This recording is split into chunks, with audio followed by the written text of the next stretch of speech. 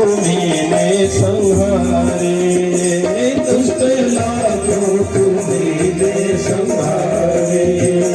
जो भी आया है दर पे तुम्हारे, जो भी आया है दर पे तुम्हारे, कोई तुम सा दिगंबर नहीं है, कोई तुम सा दिगंबर नहीं है। भैया के चमक भैया, मेरे भैया के शिव है के भैया, मुझको तो पागल पागल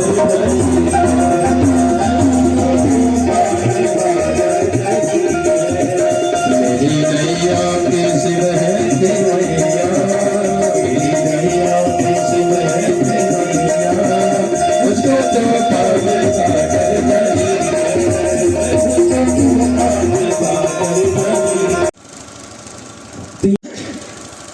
क्या क्या? ज्ञान, कर्म और भक्ति,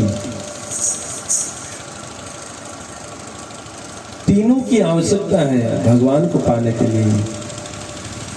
ज्ञान, कर्म और भक्ति। घर में देखिए, गृहिणी रसोई पकावे, वह कर्म है। रसोई बनाना वह कर्म है। और कौन सी चीज कैसे बनानी है उसका ज्ञान उसको होना चाहिए। कौन सी चीज कैसे बनाई जाए, पूरी, सब्जी, हलवा, उसका ज्ञान उसको होना चाहिए।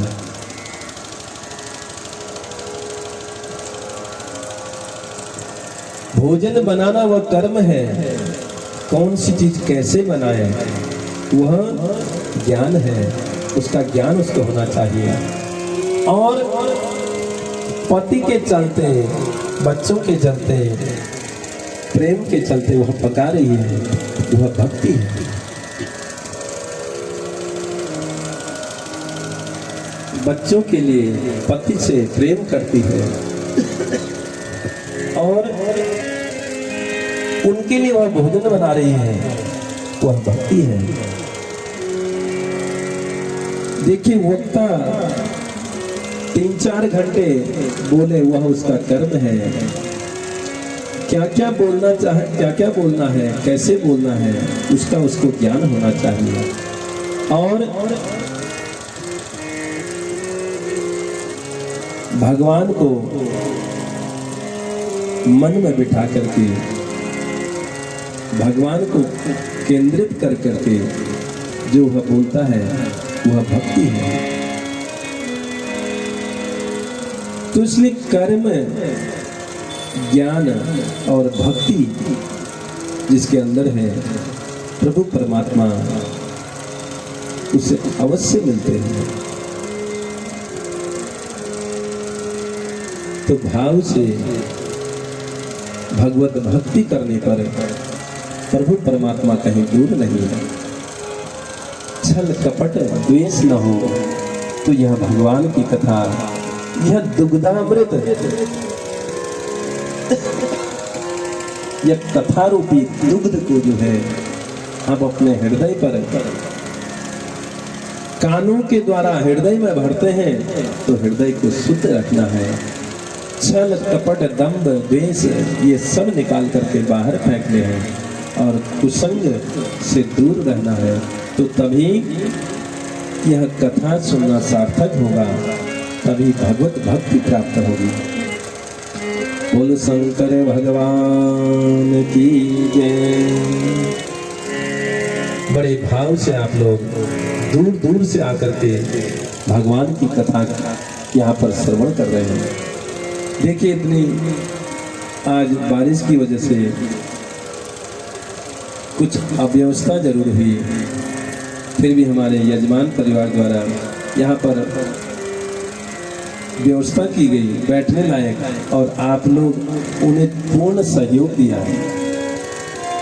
मैं तो सोच रहा था एक बार बैठ करके मूल पाठ करना पड़ेगा यहाँ बैठ कर, क्योंकि कर्म छोड़ा नहीं जाता है। तो भगवान की तो कृपा है और व्यवस्था भी हमें मिल गई, तो बढ़िया भगवान की कथा हो गई। तो कल की कथा अभी शेष है, और जो लोग आज तक नहीं आए सभी से आप लोग भी निवेदन करना, कल की कथा बहुत महत्वपूर्ण है, क्योंकि कथा का सार है। कल की कथा हम आपको सुनाएंगे भगवान के 12 ज्योतिर्लिंगों की कथा, और भगवान ने यक्षा अवतार क्यों लिया, जब भगवान ने समुद्र मंथन के समय विष पिया। यक्षावतार की कथा आप श्रवण करेंगे। और एकादश रुद्र, हम लोग बोलते हैं रुद्र एकादश रुद्र है, कौन कौन वो रुद्र है उसकी कथा का वर्णन आप कल सुनेंगे। और कल सायंकाल यहाँ पर हम दीपदान करेंगे। कल जो है, क्योंकि भगवान भोलेनाथ को जो है दीपदान करने का विशेष फल है। अन्य जगह हो न हो तो भगवान शिव के मंदिर में दीपदान करने का विशेष उसका फल है। तो कल जो है दीपदान का भी हम यहाँ पर आयोजन करेंगे। सभी लोग अपने घरों से, क्योंकि भगवान भोलेनाथ को पंचदीप 5 दिए अपने घरों से आप लेकर के आएंगे सभी लोग। और यहाँ भगवान भोलेनाथ के शिव महापुराण के रूप में भगवान साक्षात यहाँ पर विराजमान है। और वैसे भी भगवान भोलेनाथ यहाँ विराजमान है, उनके चरणों में बैठ करके हम यहाँ भगवान की कथा सुन रहे हैं। और परसों यहाँ पर पारायण दिवस है, हवन यज्ञ होगा। और हवन के बारे में, यज्ञ के बारे में परसों आपको बताएंगे कि कौन कौन सी चीज से हवन करने से क्या फल मिलता है। एक एक चीज का वर्णन आपको बताएंगे। और जौ से हवन करने से क्या होता है, तिल से हवन करने से क्या होता है। उसमें चावल मिलाए जाते हैं, कपूर मिलाया जाता है, गुग्गल मिलाया जाता है, घी मिलाया जाता है। तो इन चीजों का क्या महत्व है जो आपने नहीं सुना होगा आज तक, वो आप यहाँ सुनेंगे। और भगवान के भोलेनाथ के शिव महापुराण के आशीर्वचन आपको यहाँ से प्राप्त होंगे। और जो लोग व्यास पूजन करना चाहें, भगवान का पूजन, पुस्तक पूजन करना चाहे वो कर सकते हैं, कोई भी। क्योंकि देखिए यहाँ पर पूजन करने के लिए कोई भी कर सकता है। व्यास पूजन, पुस्तक पूजन कोई भी कर सकता है। तो जिसकी श्रद्धा हो अपने श्रद्धा अनुसार अपने पूजन आप कर सकते हैं। और उस दिन कथा का समय रहेगा, कल भी अभी और बताएंगे, आज भी आपको बता देते हैं। तो उस दिन कथा 11 बजे से, क्योंकि सुबह से हवन यज्ञ उस दिन होगा। और 11 बजे से जितनी देर भी समय मिलेगा, तो आप लोग प्रातःकाल ही उस दिन 10 बजे यहाँ पहुँच जाए, सभी से निवेदन है। क्योंकि यज्ञ के भी आप दर्शन करेंगे, और दर्शन करने का कितना फल होता है आपने कथा में श्रवण किया। कथा में आपने श्रवण किया, केवल दर्शन मात्र से कितना फल मिलता है। तो यज्ञ के दर्शन, यज्ञ पूर्णाहुति के दर्शन होने से क्या होता है, पूर्ण कथा का सार जो होता है वो पूर्णाहुति है, उसको बोलते हैं पूर्णाहुति। तो उसके दर्शन करने से पूरे यज्ञ का फल प्राप्त हो जाता है। इसलिए निवेदन होगा आप लोगों से, ठीक 10 बजे आप लोग यहाँ पर पहुँच जाएं। और तत्पश्चात यहाँ विशाल भंडारे का आयोजन है हमारे श्री मुरलीधर भट्ट जी के द्वारा। यहाँ पर यह आयोजन हो रहा है उनके परिवार के द्वारा, उनके सभी भाइयों के द्वारा। और सभी से निवेदन है और कि आप लोगों को जहाँ तक मेरी आवाज़ पहुँच रही है, सभी लोगों से निवेदन है यहाँ भंडारे का प्रसाद ग्रहण करने के लिए, क्योंकि यह भगवान का प्रसाद है।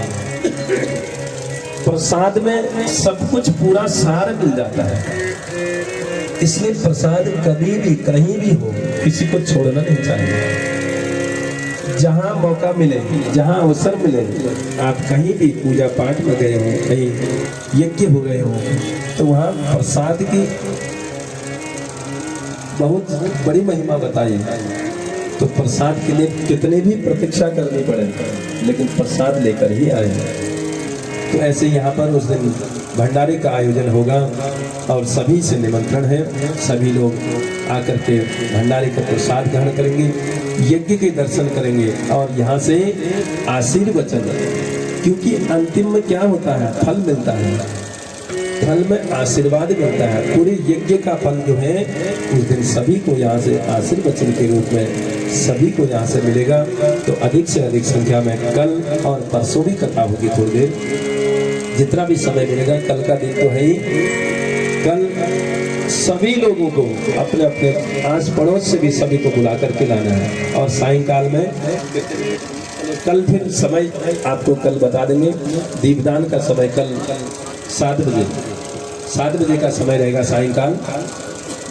तो सुंदर सी भजन संध्या भी यहाँ पर कल होगी और बड़े सुंदर सुंदर भजन आपको सुनने को मिलेंगे।